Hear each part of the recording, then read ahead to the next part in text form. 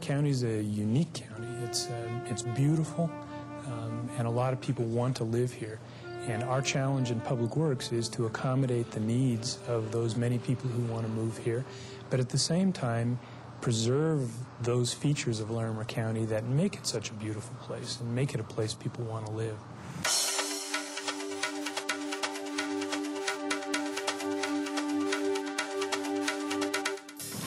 Every day you spend in Larimer County, you use the services of the Division of Public Works.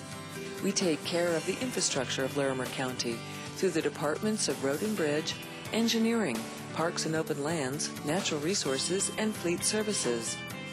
About a quarter of the money to pay for all these services comes from property taxes, and the rest comes from other sources.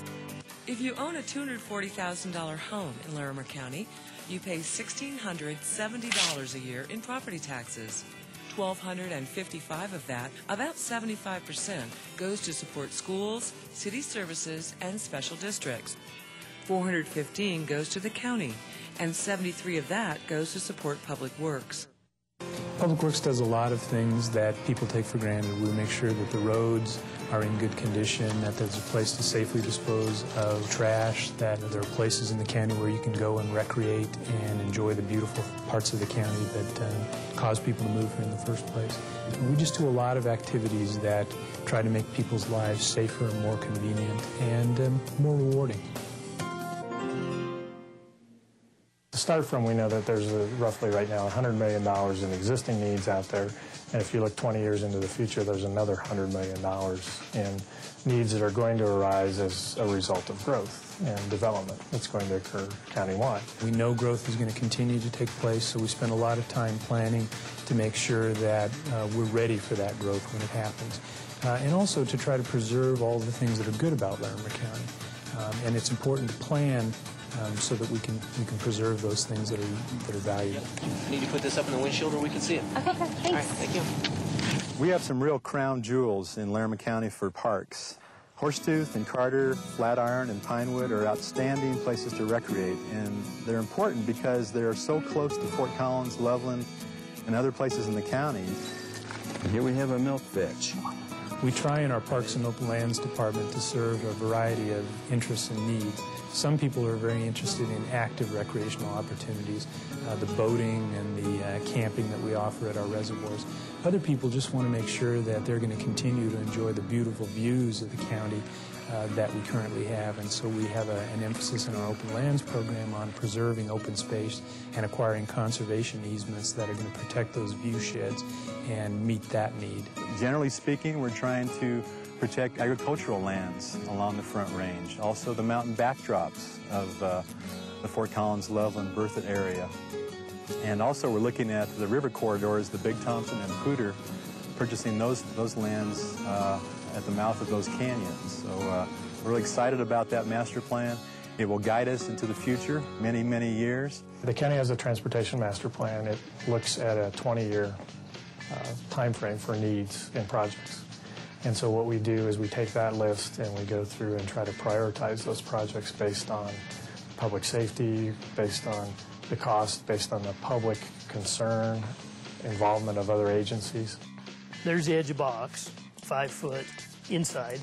What we're going to do is take the existing gravel road and widen it out to 2 12-foot travel lanes with 4-foot shoulders on each side of the road, and slopes outside that, and then when we're done, we'll pave the surface of the road. Weld County paved their side a few years ago, and that's increased traffic in this area, so that's really what spurred this project to get started. From a $200,000 house, Road and Bridge receives about $75 a year. So if we were to take that $75 and apply it against the improvements of an otherwise unpaved road to rebuild that road into a modern paved surface, that money would buy us about 9 lineal inches of improvement. About that much is all. Once we own the road in a paved situation, we have maintenance responsibility on it. And at the end of 20 years, we might well expect that a 2-inch overlay of asphalt pavement would be appropriate. That same $75 of revenue will buy us about 6 feet of that asphalt overlay. So about that much.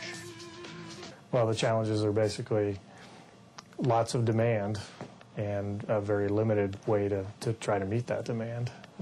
We've got gravel roads and more and more people wanting to live out in the county, and so you've got cases where a gravel road used to see Farmer Jones making a few trips a week into town, and now you've got people living out there wanting urban level services.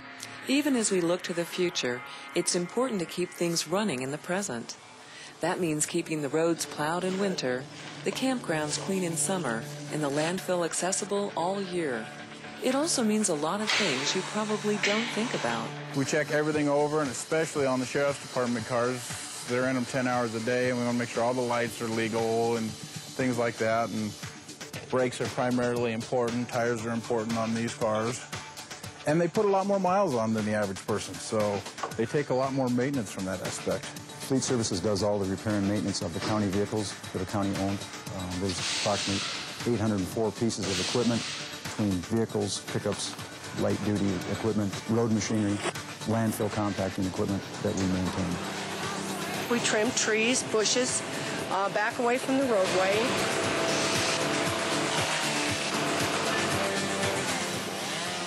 We open up line of sight around the corners. That's why we take the bush all the way back, where like bus drivers and people can see oncoming traffic. As Larimer County grows, so do the demands on our resources. There are more vehicles on the roads, more people using the parks, and more waste is sent to the landfill. We keep track of every load that comes in here, all the commercial haulers, all the residential loads. Everything's entered into the computer. I've seen a lot more recycling. People are a lot more conscious about what they're throwing away, and I've also seen a lot of space taken up in the landfill. Eventually everything ends up in the landfill. We get all kinds of construction material. About everything that you buy anymore is disposable one way or another, and it ends up out here. The more airspace that we can compact it into, more volume, the longer the landfill will last. That's why we've gone with these larger machines. It's increased our volume density a lot. It's a lot of trash. We get about 800 tons of trash a day in this landfill. And we do recycle over 100 tons a day, so there's quite a bit of material that comes in here. One advantage to the county operating its own landfill, we can offer some services that a private landfill might not necessarily do, such as allowing tree limbs in for free when there's been storm damage, taking flood debris when there's been a flooding problem. So there are things that we can do that you wouldn't get out of a private landfill. We're a little bit different than some of the other county departments in that we're totally self-supporting. We generate all of our revenue off of user fees that we charge at our various solid waste facilities, and we also get revenue off the sale of recyclables from the recycling center. So we're totally self-supporting. We receive no tax monies for any of our solid waste operations. The Natural Resources Department and the Fleet Department are self-funded. They derive their income basically from the user fees for the folks who use those services. For the Parks Department, the major source of funds are from user fees, from the quarter-cent sales tax for the Open Lands Program, from proceeds from the Colorado Lottery. Property taxes is the major source of revenue for the transportation efforts. You know, most folks may not realize that we have nearly 1,100 miles of road to maintain. And along that 1,100 miles, of which less than half are paved, we have in excess of 300 bridges and more than 7,500 culverts that cross our roads and run parallel that we maintain for roadside drainage. So what you see us doing on a daily basis is trying to be as efficient and as effective as we might with the limited funds that we receive. What we're trying to do here with this process is we're trying to make a safer road. We have a 5-fan operation, basically, 2 road graders, 2 rollers, and a water truck. And the water truck goes out and pre-wets the road. The road graders will reshape the road. The 2 rollers basically will compact the road and make it basically a smoother surface. And when we finish the road, we'll spray the top half with some more dust control, and it's a great driving surface. We try to get over our roads, 3 times a summer with this program, and they usually last. There are many ways to be efficient with tax dollars. One is to keep up on the latest techniques for performing routine maintenance. Another is to contract out jobs that the county doesn't do often enough to justify doing ourselves. And another is to use volunteers. It's great because the things that we're accomplishing, we would never get done without the help of volunteers. So we have citizens that want to get involved and give back to these beautiful places. He's got, what, another one more day on this hill. We meet and greet the campers as they come in and just let them know that they're welcome into our parks. What we like.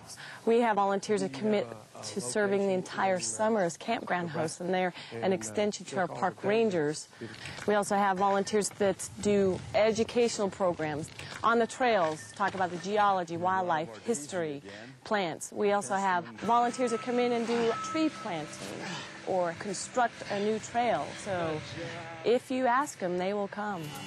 It takes a lot of people to do all the things the Larimer County Division of Public Works does. You see some of them as you drive the county roads, hike a county trail, or take a load of recycling to the landfill.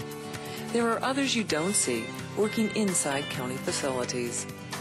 If you own a $240,000 home, you pay about $73 toward the cost of public works. With that, and the funding we get from user fees, lottery proceeds, sales tax revenues, state and federal dollars and grants, we keep Larimer County in working order.